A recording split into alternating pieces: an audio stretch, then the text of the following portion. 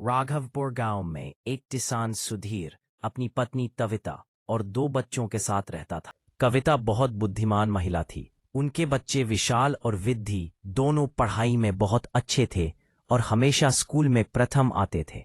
चूंकि विशाल बड़ा था, वह अपने पिता की खेत में मदद करता था। जल्द ही विशाल ने अपनी पढ़ाई पूरी की और उसे एक बैंक में अच्छी नौकरी मिल गई। घर में सभी बहुत खुश थे। कुछ दिनों बाद विद्धि ने 12वीं की परीक्षा टॉप की और पूरा परिवार खुशी से झूम उठा। प्यारे, क्या आपने देखा? विद्धि ने अपनी 12वीं की परीक्षा में टॉप किया है। वह टॉपर है। मुझे अपनी बेटी पर गर्व है, लेकिन हम उसकी आगे की पढ़ाई का खर्च नहीं उठा सकते और यह सब सामाजिक बंधनों की वजह से है। नहीं पिता, विधि अपनी पढ़ाई जारी रखेगी और अपना सपना पूरा करेगी। बेटा, तुम जानते हो कि अगर लड़का पढ़ता है तो समाज कुछ नहीं कहता, लेकिन जब लड़कियां उच्च शिक्षा के लिए जाती हैं तो लोग आलोचना करते हैं। इसलिए मैं यह कह रहा हूं। लेकिन पिता, हमें यह क्यों सोचना चाहिए कि लोग क्या कहेंगे? मैं सुनिश्चित करूंगा कि मेरी बहन आगे पढ़े। बेटा, तुम्हारे पिता सही कह रहे हैं। हमें उसकी शादी के बारे में भी सोचना चाहिए। यही हमारी बिरादरी की अपेक्षा है। यह सुनकर विशाल चुपचाप वहां से चला गया। विधि ने जब यह सब सुना तो वह बहुत दुखी हुई। उसका आईपीएस अधिकारी बनने का सपना टूट गया था। कुछ दिनों बाद विधि की शादी श्याम से हो गई, जो पास के गांव का एक युवक था और डाकघर में काम करता था।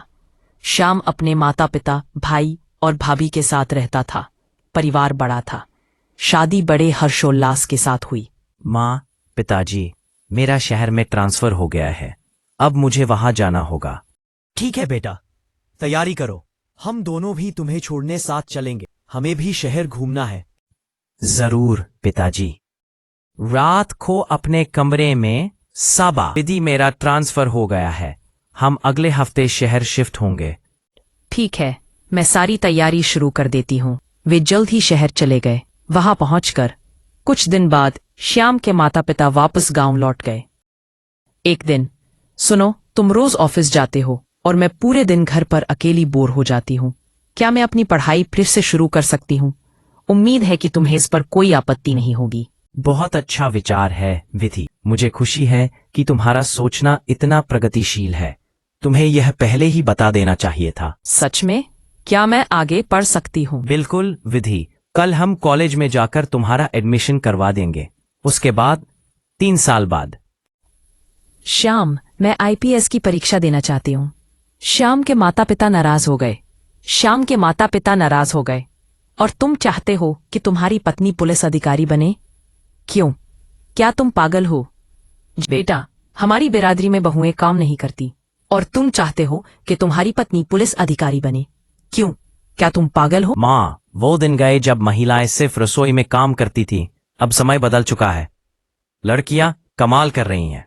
लेकिन फिर भी बेटा, मुझे यह सब ठीक नहीं लगता। माँ, पुराने रीति रिवाज किसी ना किसी को तो तोड़ने ही पड़ेंगे। कृपया समझिए, मैं विधि का साथ दूंगा।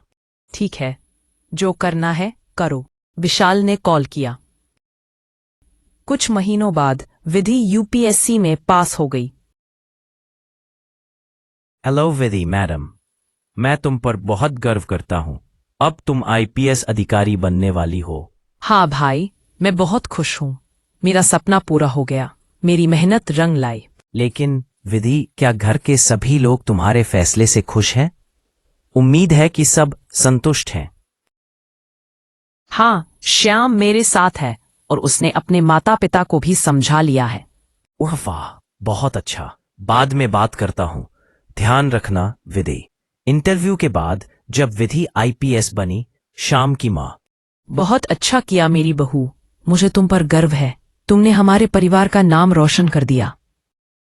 धन्यवाद माँ, लेकिन ये सब आप सबके सहयोग के बिना संभव नहीं था। आज मैं जो भी हूँ, आप सबकी वजह से हूँ। बहुत धन्यवाद। और कहानी आगे। यह कहानी सिखाती है कि मेहनत से संभव है।